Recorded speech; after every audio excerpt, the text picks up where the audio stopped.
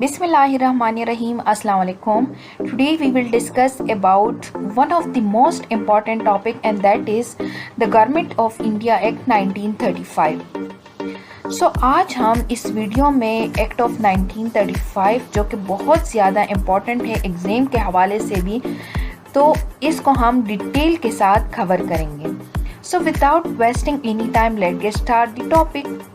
आते हैं बैकग्राउंड की तरफ फर्स्ट. ठीक है, बैकग्राउंड में हमने लास्ट लेक्चर्स अगर आपने देखे हैं तो उसमें हमने 3 राउंड टेबल कॉन्फ्रेंसेस को डिस्कस किए थे, जिसमें लास्ट में मैंने बताया था कि जब 3 राउंड टेबल कॉन्फ्रेंसेस ख़त्म हो जाते हैं तो उसके बाद जो रिकमेंडेशंस आती हैं राउंड टेबल कॉन्फ्रेंसेस से, उनको मार्च 1933 में in the form of white paper publish किया जाता है.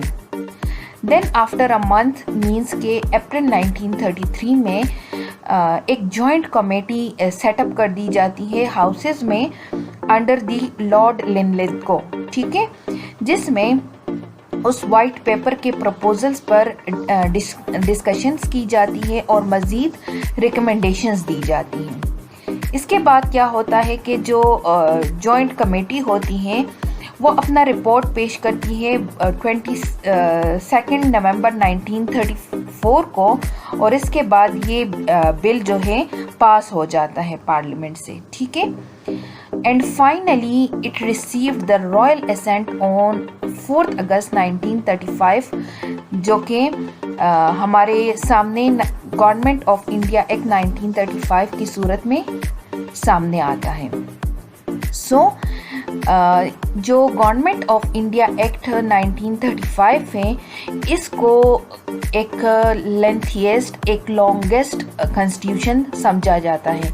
इसके अलावा इसको most complex constitution in the world भी कंसिडर किया जाता है. ठीक है, चूँकि ये एक्ट ऑफ 1935 जो है ये तकरीबन 326 पेजेस पर प्रिंट है, और इसके जो सेक्शंस है वो टोटल 321 है और 10 इसके schedule. Now let's discuss all the feature one by one in detail. आते हैं लेजिस्लेचर की तरफ, मींस के फॉर्म ऑफ गवर्नमेंट कैसे होगी. तो इस एक्ट के मुताबिक कहा गया कि फॉर्म ऑफ गवर्नमेंट जो होगी वो फेडरल होगी, मींस के बाई कैमरल लेजिस्लेचर होगा, जिसमें एक हाउस को कहा जाएगा फेडरल असेंबली और दूसरे को कहा जाएगा काउंसिल ऑफ द स्टेट.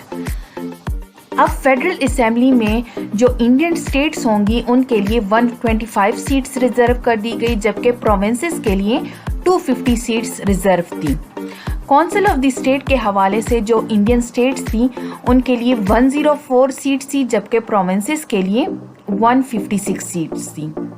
अब यहाँ पर मैं एक और बात ऐड करती चलूँ कि जो फेडरल असेंबली के मेंबर्स होंगे उनका जो टेन्योर होगा वो 5 इयर्स होगा. बट यहाँ पर इस एक्ट के मुताबिक गवर्नर जनरल के पास एक पावर ये भी थी कि वो फेडरल असेंबली के मेंबर्स की जो टेन्योर थी उसको कम या ज़्यादा कर सकता था, जबकि काउंसिल ऑफ द स्टेट की जो पोजीशन थी वो परमानेंट थी, मींस के इनमें से 1/3 मेंबर जो थे वो आफ्टर एवरी 3 इयर्स उनको वो रिटायर्ड होते थे. Clear? Beside that the federal system is provided by the Government of India Act was different from other federal systems. किस तरह डिफरेंट था अदर फेडरल सिस्टम से? तो वो इस तरह था कि बाकी जितने हमने अभी तक एक्ट्स पढ़े हैं इसमें हमने फेडरल और प्रोविंशियल के हवाले से बात की है, बट यहाँ पर चेंज ये था कि इसमें 3 लिस्ट को ऐड किया गया, मींस के फेडरल लिस्ट जिसमें फेडरल गवर्नमेंट लॉज फ्रेम करेंगी, प्रोविंशियल लिस्ट में प्रोविंशियल गवर्नमेंट के पास इख्तियार होगा कि वो अपने लिए लॉज बना सके, जबकि कनकरेंट लिस्ट में क्या था कि इसमें जो सब्जेक्ट्स शामिल थी उन पर फेडरल और प्रोविंशियल गवर्नमेंट दोनों क्या करते थे, लॉज बनाते थे मिलकर. ठीक है, बिसाइड दैट यहाँ पर मैं एक और बात ऐड करती चलूँ कि जिस तरह हमने एक्ट ऑफ 1919 में पढ़ा था कि डायरकी को इंट्रोड्यूस किया गया, उस लेक्चर में मैंने डिटेल के साथ डायरकी को एक्सप्लेन किया हुआ है, ठीक है। तो यहाँ पर मैं इसको मज़ीद एक्सप्लेन नहीं करूँगी। तो उसमें हमने देखा कि जो डायरकी था वो प्रोविंसेस में उन्होंने इंट्रोड्यूस कर दिया, बट यहाँ पर इस एक्ट में क्या हुआ कि the act was provided dyarchy at the centre. Dyarchy को क्या किया गया कि सेंटर में उसको इंट्रोड्यूस किया गया, जिसमें कुछ सब्जेक्ट्स ट्रांसफर थे और कुछ रिजर्व सब्जेक्ट्स थे। नेक्स्ट फीचर की तरफ आते हैं, गवर्नर जनरल। इस एक्ट के मुताबिक कहा गया कि एक गवर्नर जनरल होगा और साथ में इनके काउंसिल ऑफ मिनिस्टर्स होंगी। सो द गवर्नर जनरल जो होगा उसको 5 ईयर्स के लिए अपॉइंट किया जाएगा, और कौन अपॉइंट करेगा? क्राउन उसको अपॉइंट करेगी, ब्रिटिश गवर्नमेंट, ठीक है। And the governor general was responsible only to the crown, means के वो उन्हीं का बंदा होगा, उनकी बात मानेगा। क्लियर? अब यहाँ पे 1935 एक्ट में क्या था, डिफरेंट बात क्या थी इसमें, ये थी कि गवर्नर जनरल को इस एक्ट में बहुत ज़्यादा एक्सटेंसिव पावर्स दिए गए। जैसा कि हुआ एग्जेक्टिव पावर्स, मींस के वो जैसा कि डिफेंस पावर हुआ, डिफेंस के हवाले से, फॉरेन अफेयर्स, ट्राइबल अफेयर्स के हवाले से तमाम जो एग्जेक्टिव पावर्स थी वो गवर्नर जनरल के पास थी। इसके अलावा वो मिनिस्टर्स को अपॉइंट भी कर सकता था, डिसमिस भी कर सकता था, and preside over there meetings in his discretion, ठीक है। इसके अलावा गवर्नर जनरल के पास ये भी पावर थी कि वो ऑर्डिनेंस भी पास कर सकते थे। नेक्स्ट पावर थी लेजिस्लेटिव पावर। लेजिस्लेटिव मींस कि वो किसी भी असेंबली को डिसॉल्व कर सकता था, या यूनियन लेजिस्लेचर को भी वो समन या डिसॉल्व कर सकता था। इसके अलावा कोई भी बिल उनकी असेंट के बगैर क्या नहीं होता था, पास नहीं होता था, ठीक है। इसके अलावा अगर हम फाइनेंशियल पावर की बात करें गवर्नर जनरल की, so the governor general was given control over 80% the federal budget. 80% इख्तियार किसके पास था? गवर्नर जनरल के पास था। मींस कि कोई भी मनी बिल जो लेजिस्लेचर में इंट्रोड्यूस होता था तो वो उनकी डिस्क्रिशन या असेंट के बगैर वो पास नहीं होता था। इसके अलावा he could also fix and decide the budget and taxes. Next power है इमरजेंसी के हवाले से। वो क्या पावर थी कि गवर्नर जनरल जो था वो डिक्लेयर कर सकता था इमरजेंसी को, and take upon himself all the functions of the government. इसके अलावा कुछ पावर्स ऐसे थे या कुछ फंक्शंस गवर्नर जनरल के ऐसे थे जिसमें से वो अपने मिनिस्टर से भी एडवाइस लेता था, जैसा कि हुआ social customs, marriage, divorce, settlement of land disputes etcetera. Next feature की तरफ आते हैं फेडरल कोर्ट। इस एक्ट में कहा गया कि फेडरल कोर्ट को इस्टेब्लिश किया जाएगा, मींस के एक कोर्ट में चीफ जस्टिस होगा और साथ में इसके अलावा 6 जजेस और होंगे। और वो इसलिए फेडरल कोर्ट को इस एक्ट में इंट्रोड्यूस या इस्टेब्लिश किया गया कि अगर प्रोविंसेस के बीच में किसी बात पर कॉन्फ्लिक्ट हो जाए तो इनकी जजमेंट पर फैसला किया जाएगा।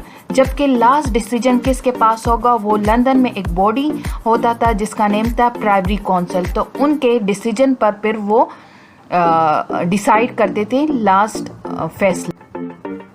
नेक्स्ट फीचर है सेक्रेटरी ऑफ स्टेट के हवाले से। So according to the 1935 act, secretary of state का पोजीशन जो था वो एबॉलिश कर दिया गया। इसके अलावा नेक्स्ट फीचर 1935 एक्ट का है एडमिनिस्ट्रेटिव चेंजेस के हवाले से। तो इस चेंजेस में ये हुआ कि सिंध को मुंबई से अलग किया गया और इसको एक अलग प्रोविंस का दर्जा दिया गया। इसके अलावा उड़ीसा एक न्यू प्रोविंस बनी और साथ ही साथ मद्रास और यूपी जो कि यूनाइटेड प्रोविंस कहलाते हैं, इनके एरियाज को भी इनलार्ज किया गया। बिसाइड दैट जो NWFP प्रोविंस था उसको भी एक फुल फ्लेज प्रोविंस का दर्जा दिया गया और बर्मा को इंडिया से सेपरेट कर दिया गया। और जो कहा गया कि इसके बाद क्या होगा कि मॉन्टेग चेम्सफोर्ड रिफॉर्म्स के मुताबिक बर्मा के लिए कॉन्स्टिट्यूशन को एनेक्ट किया जाएगा। नेक्स्ट फीचर है प्रोविंशियल ऑटोनॉमी के हवाले से। तो जैसा कि मैंने लास्ट स्लाइड में भी बताया कि पहले जो डायरकी थी वो प्रोविंसेस में थी। सो यहाँ से डायरकी को क्या कर दिया गया, एबॉलिश कर दिया गया प्रोविंसेस से। And a large measure of responsible government was establish. क्या हुआ कि प्रोविंसेस में एक रिस्पॉन्सिबल गवर्नमेंट को इंट्रोड्यूस किया गया, इस्टेब्लिश किया गया in almost every sphere of the administration. Next feature है पोजीशन ऑफ गवर्नर के हवाले से। So by giving to both Sindh and Orissa the status of the province, हुआ यूं कि अब प्रोविंसेस की तादाद 11 हो गई, ठीक है। और यूं जब 11 प्रोविंसेस बन गए तो 11 गवर्नर्स भी अपॉइंट होने थे। सो इस वजह से in every province a governor was appoint as the head of the executive.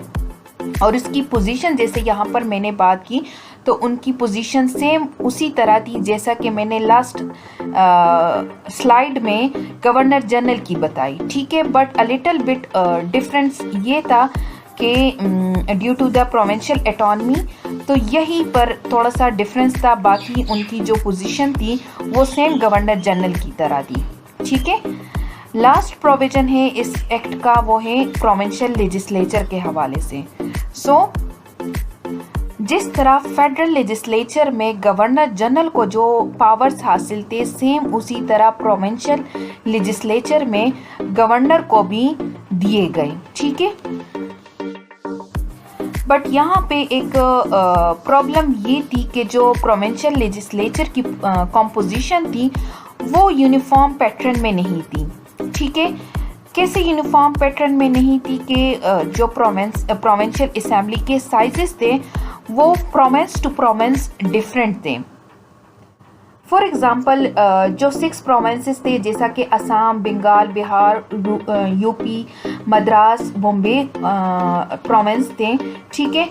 इन तमाम प्रोविंसेस को 2 चैम्बर्स दिए गए प्रोविंशियल लेजिस्लेचर में, जबकि Punjab, Sindh, NWFP province, Orissa and CP इनको सिर्फ एक चैम्बर दिया गया। अब अगर मैं सीट्स की बात करूं तो इन प्रोविंसेस को 215 सीट्स जो थे वो मद्रास को दिए गए, 175 सीट्स बॉम्बे और पंजाब को दिए गए, 250 सीट्स बंगाल को दिए गए, 228 सीट्स यूपी को दिए गए, 152 सीट्स बिहार को दिए गए, 112 सीट्स CP और बिहार को दिए गए, 108 सीट्स असम को दिए गए, 50 सीट्स NWFP को दिए गए एंड 60 सीट्स उड़ीसा और सिंध को दिए गए।